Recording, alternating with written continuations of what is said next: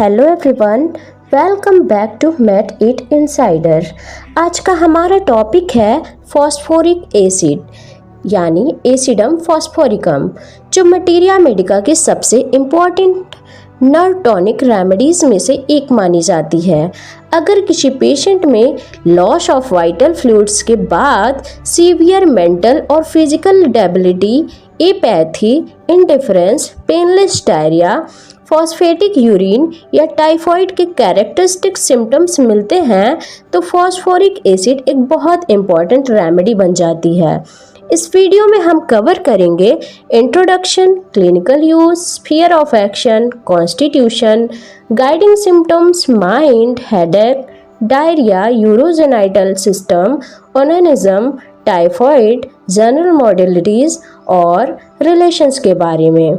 इस वीडियो को एंड तक ज़रूर देखिए क्योंकि ये रेमेडी BHMS स्टूडेंट्स के लिए काफ़ी इम्पॉर्टेंट है। So without wasting any time let's get started with phosphoric acid. इसके इंट्रोडक्शन की बात करें तो फॉस्फोरिक एसिड हैनिमैन की मटीरिया मेडिका प्यूरा की एक बहुत इम्पॉर्टेंट रेमेडी है। इस रेमेडी की प्रिपरेशन और पोटेंटाइजेशन का डायरेक्शन खुद हैनिमैन ने दिया था, इसलिए ये मटीरिया मेडिका की एक वैल्यूएबल और क्लासिकल मेडिसिन बन जाती है। डॉक्टर ह्यूजेस ने इसे नर्व टॉनिक कहा क्योंकि ये खास तौर पर ब्रेन और नर्व्स की वीकनेस में काम करती है। दूसरी एसिड रेमेडीज़ की तरह इसमें भी मार्क्ड डेबिलिटी यानी कि बहुत ज़्यादा वीकनेस और प्रोस्टेशन यानी कि एक्सट्रीम एग्जॉशन मिलती है। क्लिनिकल्स की बात करें कि किन डिजीज़ में यूज़ होती है ये रेमेडी इन कंडीशन में फ्रिक्वेंटली इंडिकेटेड होती है, जैसे कि अस्थमा, ब्रेन फैग यानी mental exhaustion due to over study, cough, general debility, diabetes, diarrhoea, enteric fever, flatulence, gout, headache, locomotor ataxia, mental weakness, excessive perspiration, pregnancy disorders, rheumatism, sexual disorders, spermatorrhoea, urinary disorder और vertigo. इसके sphere of action की बात करें कि किन organ पर काम करती है ये रेमेडी मेनली अफेक्ट करती है brain, nervous system, blood, kidney, mucous membrane, sexual organs, bones. इसके पैथोजेनेसिस की बात करें कि कैसे सिम्टम्स डेवलप होते हैं। ये रेमेडी मेंटल और फिजिकल दोनों तरह की वीकनेस प्रोड्यूस करती है। सबसे इम्पॉर्टेंट पॉइंट, मेंटल सिम्टम्स पहले डेवलप होते हैं, फिजिकल वीकनेस बाद में आती है, यानी कि पहले माइंड अफेक्ट होगा और फिर बॉडी। ये पॉइंट म्यूरिएटिक एसिड से अपोजिट है। इसके डिजीज़ प्रोग्रेशन की बात करें तो सबसे पहले माइंड वीक होता है, मेमोरी वीक होती है और इंटरेस्ट ख़त्म होता है। उसके बाद मसल्स वीक होते हैं, बॉडी एग्जॉस्टेड हो जाती है, फिजिकल डेबिलिटी डेवलप होती है। इसके अलावा ये रेमेडी प्रोड्यूस करती है हेमरेज, डाइजेस्टिव डिसऑर्डर्स और बोन इन्फ्लेमेशन। इसकी कॉन्स्टिट्यूशन की बात करें कि किस टाइप के पेशेंट के लिए सूटेबल है ये रेमेडी उन लोगों के लिए बेस्ट है जो पहले हेल्दी और स्ट्रॉन्ग थे लेकिन बाद में वीक हो गए because of loss of vital fluids, sexual excess, severe acute disease, long lasting grief, continuous mental stress, disappointed love, emotional shock. Appearance की बात करें कि पेशेंट जनरली होता कैसा है यानी कि दिखता कैसा है। पेशेंट पील, सिकली लुकिंग, आईज संकीन होगी, आईज के अराउंड ब्लूइश सर्कल्स होते हैं। इसके टेम्परामेंट की बात करें कि पेशेंट का नेचर होता कैसा है। पेशेंट का नेचर माइल्ड होगा, जेंटल, यील्डिंग और क्वाइट होगा। Relation with heat and cold की बात करें तो पेशेंट जनरली चिली होता है, यानी कि उसे वार्मथ पसंद होता है। मियाज की बात करें तो बैकग्राउंड में हो सकते हैं सोरा, सिफिलिस और साइकोसिस। इसके गाइडिंग सिम्टम्स की बात करें तो लॉस ऑफ वाइटल फ्लूइड्स। ये सबसे इम्पॉर्टेंट की नोट है कि पेशेंट पहले हेल्दी था, अब वीकनेस आ गई है। क्योंकि एक्सेसिव सेमेन लॉस हो गया है, सेक्सुअल एक्सेस की वजह से, severe disease, long grief, worry, disappointed love, continuous emotional stress, इन सब की वजह से पेशेंट के अंदर वीकनेस आ जाती है। सेकेंड पॉइंट है mild and yielding patient. Patient बहुत सॉफ्ट नेचर का होता है, किसी से आर्ग्यू नहीं करता और शांत रहता है, इजीली गिव अप कर देता है patient. Third point listless, apathetic and indifferent. ये सबसे फेमस मेंटल सिम्टम है कि पेशेंट किसी चीज़ में इंटरेस्ट नहीं लेता, अपने लाइफ के अफेयर से इंडिफरेंस हो जाता है और ग्रीफ के बाद मेंटली डल हो जाता है, हर वक्त एग्जॉस्टेड और फ्रस्ट्रेटेड फील करता है। ट्रेम्बलिंग एंड वीकनेस, यानी पेशेंट ट्रेम्बल करता है, लेग्स वीक होते हैं और चलते वक्त स्टम्बल करता है, मिस स्टेप्स फ्रिक्वेंटली करता है पेशेंट। पेशेंट के अंदर इफेक्ट्स ऑफ ओनेनिज्म देखने को मिलता है, यानी कि एक्सेसिव मास्टरबेशन के बाद extreme weakness, mental depression, guilty feeling और डिस्ट्रेस डेवलप होता है। फ्रिक्वेंट प्रोफ्यूज एमिशंस देखने को मिलते हैं पेशेंट के अंदर, यानी पेशेंट में बार बार सेमाइनल एमिशंस, एक्सेसिव एमिशंस और डेबिलिटेटिंग एमिशंस देखने को मिलता है। ऐसा पेशेंट के अंदर होता है जो पेशेंट को और वीक बना देता है। पेशेंट के अंदर चेस्ट वीकनेस देखने को मिलता है। पेशेंट को चेस्ट वीकनेस फील होती है, किससे?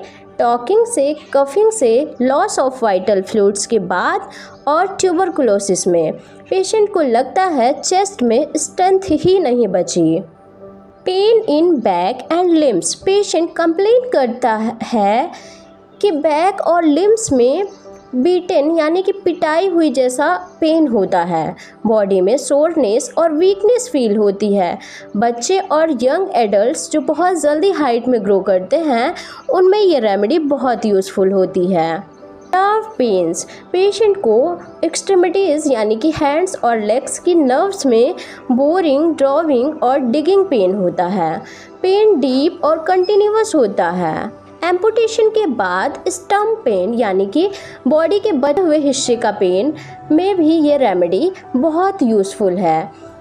नेक्रोसिस यानी कि बोन टिश्यू डेथ में भी इंडिकेशन मिलता है इस रेमेडी का। डायरिया, ये रेमेडी का एक बहुत इम्पॉर्टेंट की नोट है। डायरिया जो होगा वो पेनलेस होता है, वीकनेस नहीं करता। पेशेंट को स्टूल के टाइम ज़्यादा पेन या क्रैम्प्स नहीं होते।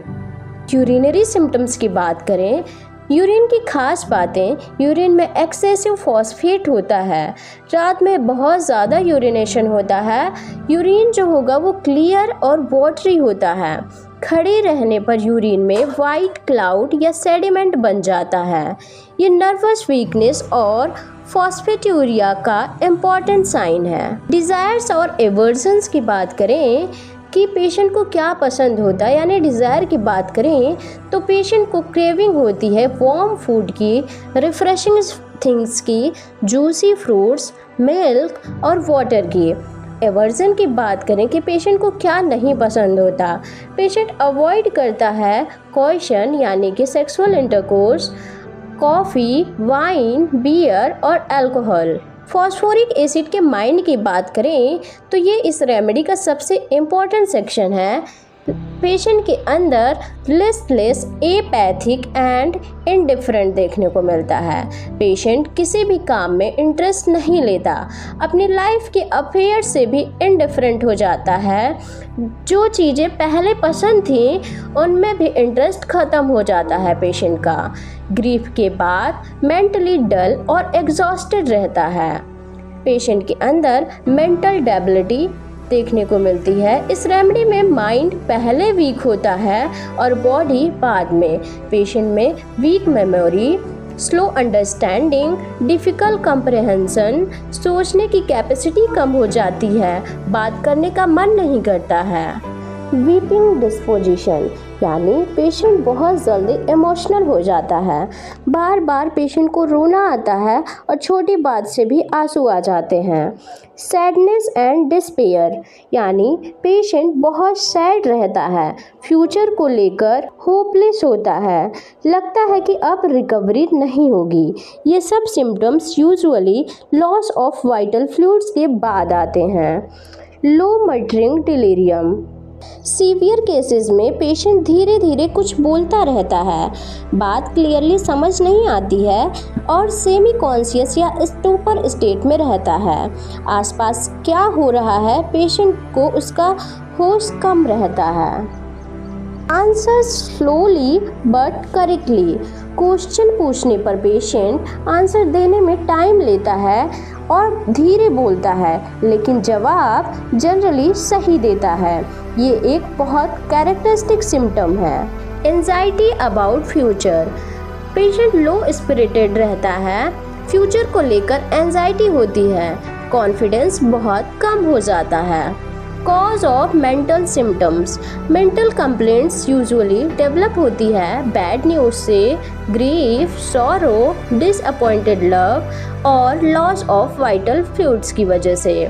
इसके एलिमेंट्स फ्रॉम की बात करें तो ये रेमेडी तब याद रखनी चाहिए जब डिजीज़ की शुरुआत हुई हो, बैड न्यूज़ से, ग्रीफ से, सॉरो से, होम सिकनेस से, डिसअपॉइंटेड लव से, लॉस ऑफ वाइटल फ्लूइड से, सेक्सुअल एक्सेस, इंजरी के बाद, शॉक के बाद, ऑपरेशन के बाद, ओवर स्टडी से, ओनेनिज्म की वजह से, जनरल डेबिलिटी की वजह से, एसिड ड्रिंक्स और रिच फूड या फ्रूट्स की वजह से। इसके पर्टिकुलर्स की बात करें तो बात करते हैं हेडेक की। इसके हेडेक के कॉजेशन की बात करें कि किस वजह से होता है। फॉस्फोरिक एसिड का हेडेक मेनली होता है grief, sorrow, loss of vital fluid, sexual excess, shock, bad news, nervous exhaustion, eye strain और ओवर यूज़ ऑफ आइस की वजह से। हेडेक के लोकेशन की बात करें कि पेन कहाँ होता है। हेडेक मेनली होता है ऑक्सीपुट और वर्टेक्स, यानी हेड के पीछे वाला हिस्सा जो होता है ऑक्सीपुट, वर्टेक्स यानी कि हेड का टॉप वाला हिस्सा। हेडेक के सेंसेशन की बात करें कि पेशेंट को कैसा फील होता है। पेशेंट को लगता है वर्टेक्स पर क्रशिंग वेट रखा हुआ है, दब रहा हो या किसी ने वेट रख दिया हो। कैरेक्टर ऑफ हेडेक की बात करें, हेडेक की खास बातें जैसे कि पेन बैक से स्टार्ट होता है, धीरे धीरे फ्रंट की तरफ स्प्रेड करता है और वर्टेक्स पर क्रशिंग सेंसेशन होती है। ये हेडेक खास तौर पर देखा जाता है कब? स्कूल गर्ल्स में आई स्ट्रेन की वजह से, स्टूडेंट्स में जो बहुत ज़्यादा पढ़ते हैं या यंग पीपल जो रैपिडली ग्रो कर रहे होते हैं। इसके मॉडलिटीज़ की बात करें तो बात करते हैं एग्रावेशन की कि हेडेक बढ़ता कब कब है। हेडेक बढ़ता है लीस्ट मोशन से, नॉइज से और स्पेशली म्यूजिक से। एमेलियोरेशन की बात करें कि हेडेक में रिलीफ कब कब मिलता है, लाइंग डाउन से और रेस्ट करने से। इसके डायरिया की बात करें तो बात करते हैं इसके कॉजेशन की। डायरिया हो सकता है फीवर के बाद या कॉलेरा एपिडेमिक के टाइम और एसिडिक फूड या ड्रिंक्स के बाद। इसके कैरेक्टर ऑफ स्टूल की बात करें तो ये इस रेमेडी का सबसे इम्पॉर्टेंट की नोट होता है। इसका स्टूल पेनलेस होता है, नॉन डेबिलिटेटिंग होता है, वाइट या येलो कलर का हो सकता है और वाटरी होता है। इसके साथ साथ फ्लेटस के साथ इनवॉलेंट्री निकल सकता है स्टूल। यूरोजेनाइटल सिस्टम की बात करें तो बात करते हैं इसके कॉजेशन की कि यूरिनरी कंप्लेंट्स डेवलप हो सकती हैं डायबिटीज़ मेलाइटिस से, diabetes insipidus, sexual excess, onanism, shock और ऑपरेशन के बाद। कैरेक्टर ऑफ यूरिन की बात करें तो ये रेमेडी का बहुत इम्पॉर्टेंट यूरिनरी सिम्टम है। इसका जो यूरिन होता है वो मिल्क जैसा क्लाउडी लगता है, जेली लाइक ब्लड पीसेज होते हैं उसमें और जल्दी डिकम्पोज हो जाता है। रात में प्रोफ्यूज यूरिनेशन होती है। इसका यूरिन क्लियर और वाटरी होता है। कुछ देर बाद यूरिन में वाइट क्लाउड या सेडिमेंट बन जाता है। इसमें ये वाइट डिपॉजिट एक्सेस फॉस्फेट की वजह से होता है और फॉस्फेट्यूरिया का इम्पॉर्टेंट साइन है। यूरिनेशन की बात करें तो पेशेंट में बार बार यूरिन की अर्ज आती है, इनवॉलेंट्री यूरिनेशन होती है और मॉर्निंग में यूरिथ्रा से वाइट ग्लेरी डिस्चार्ज के कुछ ड्रॉप्स आते हैं। डायबिटीज़ की बात करें तो अगर डायबिटीज़ नर्वस ओरिजिन की हो यानी कि मेंटल स्ट्रेस या नर्वस एग्जॉशन से रिलेटेड हो तो फॉस्फोरिक एसिड एक यूजफुल रेमेडी मानी जाती है।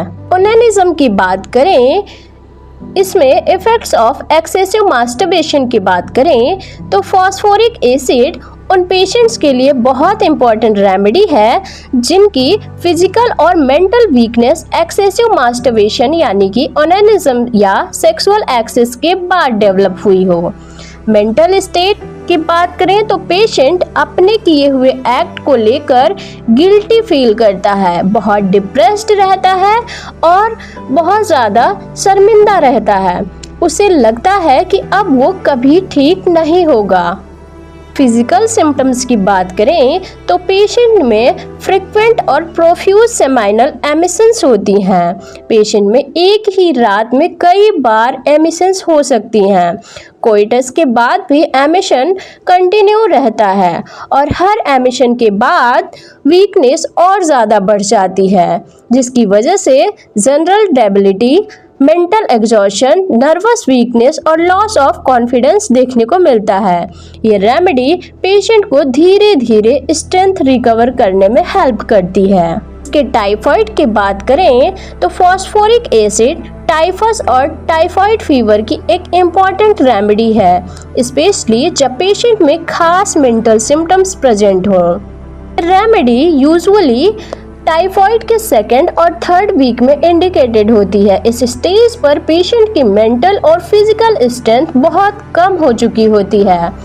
Characteristic mental symptoms of typhoid की बात करें तो इसके अंदर कंप्लीट एपैथी एंड इंडिफरेंस देखने को मिलता है, यानी कि पेशेंट बिल्कुल एपैथिक यानी कि इमोशनलेस हो जाता है, किसी बात में इंटरेस्ट नहीं लेता और अपनी लाइफ और सराउंडिंग्स की भी परवाह नहीं करता।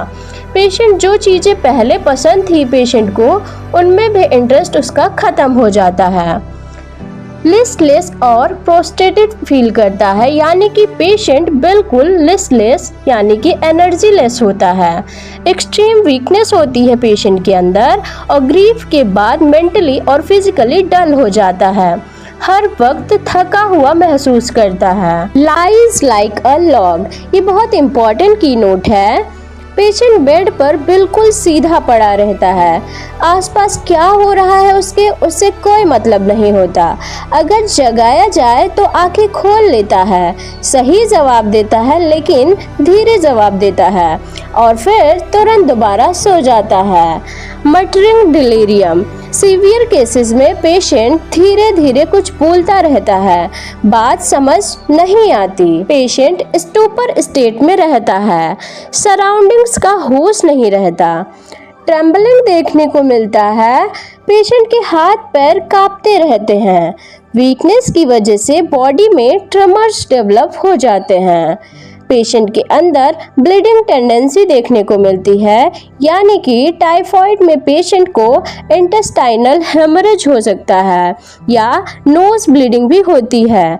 इसके जो ब्लड का कैरेक्टरिस्टिक होगा वो डार्क, ऑफेंसिव और नॉन कोएगुलेबल होगा।